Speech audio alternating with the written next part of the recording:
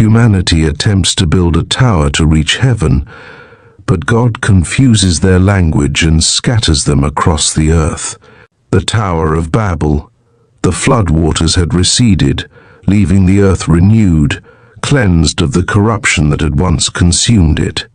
Noah and his family emerged from the ark, their eyes scanning the empty expanse of the world. The land, though silent, teemed with promise. As the generations passed, humanity began to multiply once more, spreading across the earth like seeds carried by the wind. The descendants of Noah, Shem, Ham, and Japheth each established their own clans. Among them were the builders, the herders, the artisans, and the storytellers. They all shared one language, a gift that bound them together as a single people. Their words flowed like water, connecting hearts and minds with ease, creating a sense of unity that was unshakable. As time moved forward, the people journeyed together as one great family. They sought new lands where they could settle, grow, and thrive. It was during one such journey that they came upon a vast plain in the land of Shinar. The soil was rich, the rivers plentiful, and the horizon stretched endlessly under a canopy of stars. The plain of Shinar was unlike anything they had ever seen. Its fertile lands promised bountiful harvests, and its wide expanse offered room for cities to rise. It was here, in this valley, that the seeds of an extraordinary vision would be sown. The leaders of the clans gathered one evening under the open sky, their faces illuminated by the flickering light of a central fire. Among them was Nimrod, a mighty hunter and a man of great ambition. He was a descendant of Ham, known for his strength and his gift for inspiring others. His voice, deep and commanding, resonated with authority. "This land," Nimrod began, gesturing toward the vast plain, "is where we shall make our mark. Together, we can build something that the heavens themselves will admire. Let us not merely settle here. Let us create a city that stands as a beacon for all who come after us." His words stirred a sense of excitement among the people.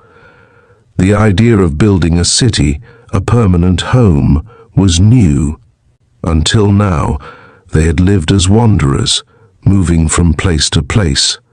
But Nimrod's vision offered something more: a legacy, a chance to be remembered.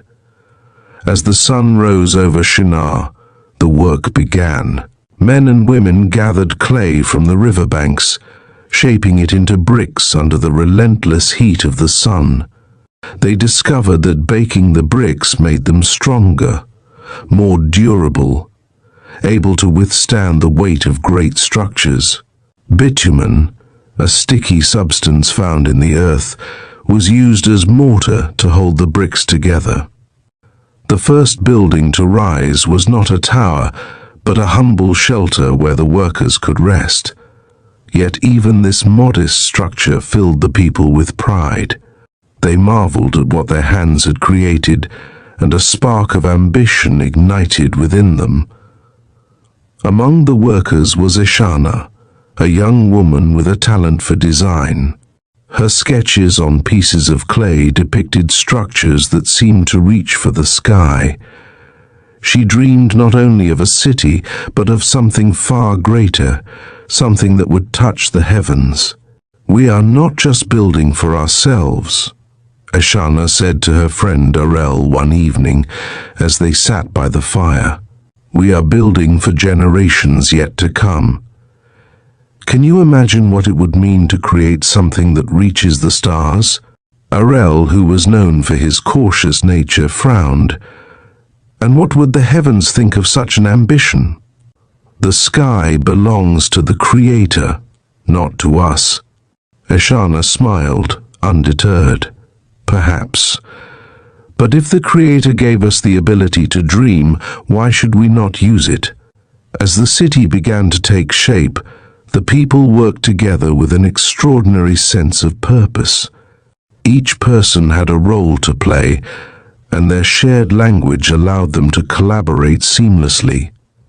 Children learned the art of brick-making from their parents, and elders offered wisdom on how to navigate the challenges of construction.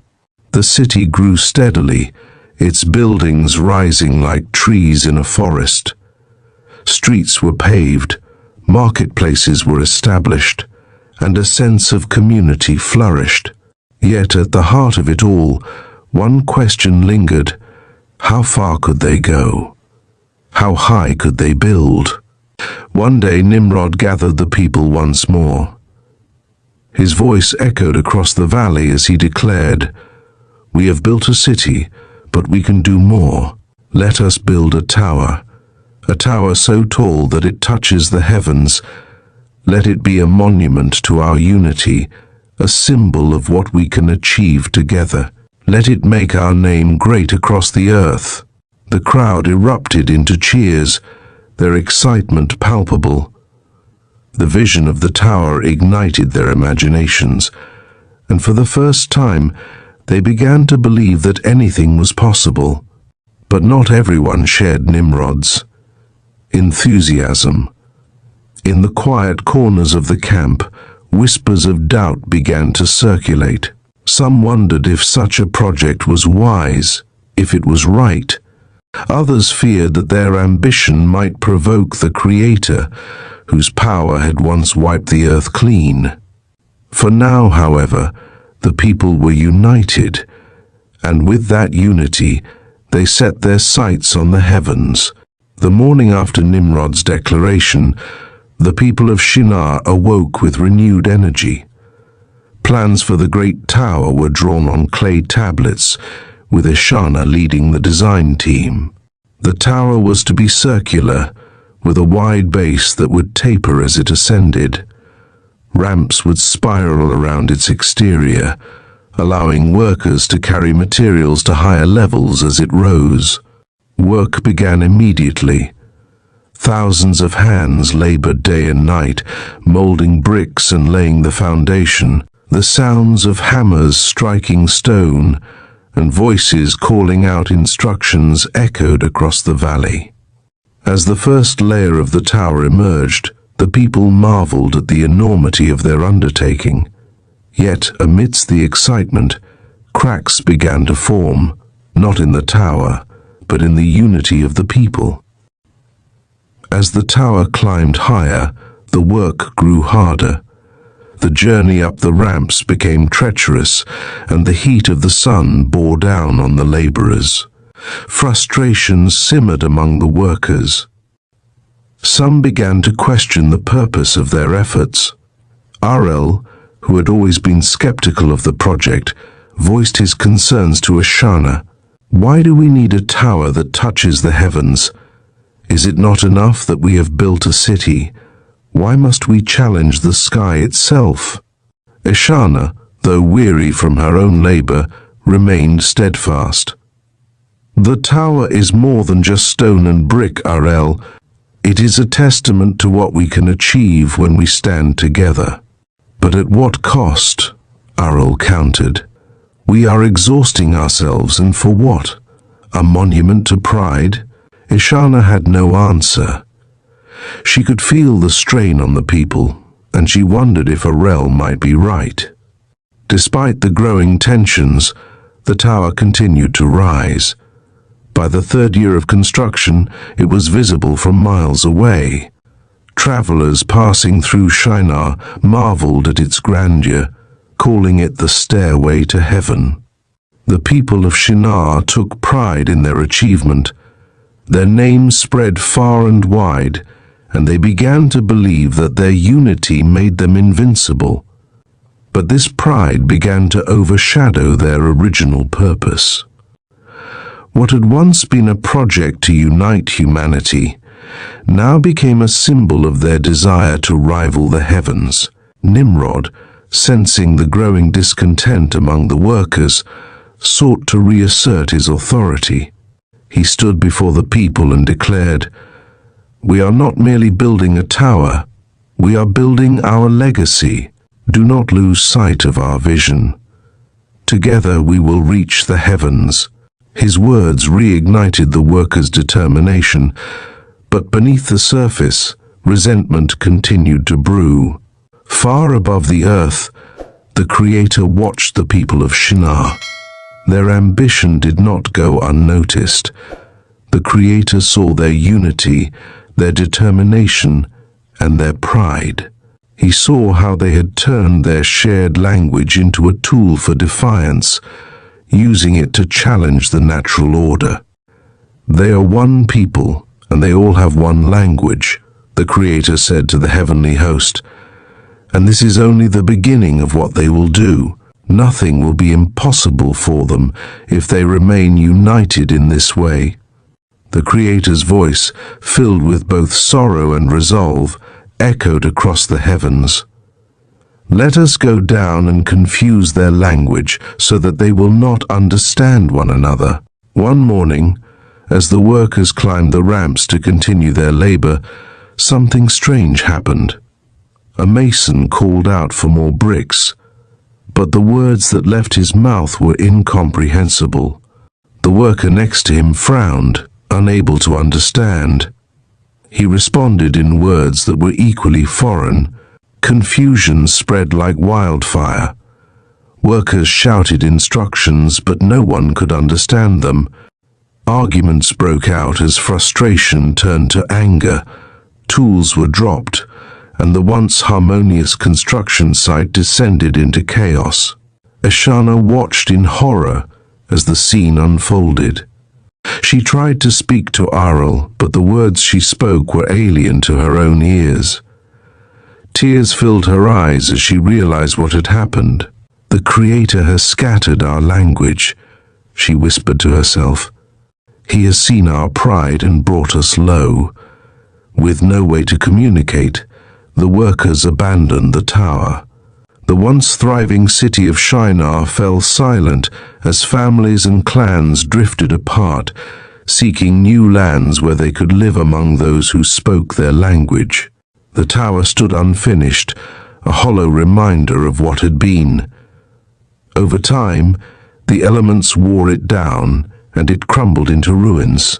Yet its story lived on, passed down through generations, as a cautionary tale about the dangers of pride and defiance. Ishana and Arel, unable to communicate, parted ways. Ishana left Shinar, carrying with her the knowledge that humanity's greatest strength, their unity, had also been their downfall. As the people spread across the earth, they formed new communities, each with its own language and culture.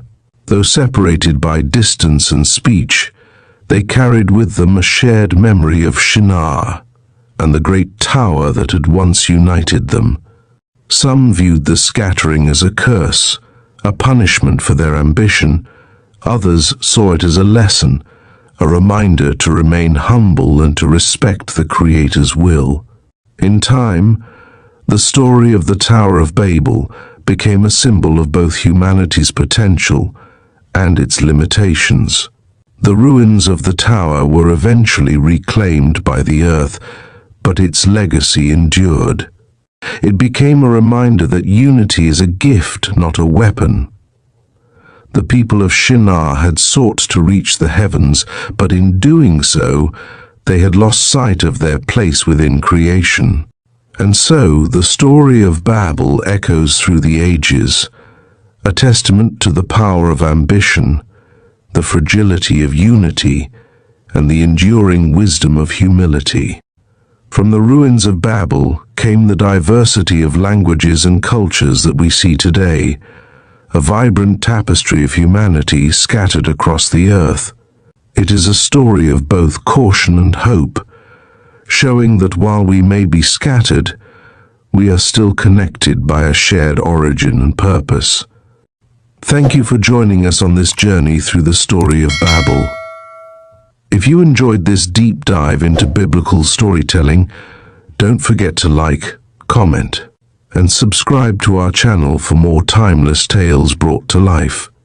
Let us know in the comments, what does the story of Babel mean to you? The Tower of Babel, a story of unity, ambition, and humility.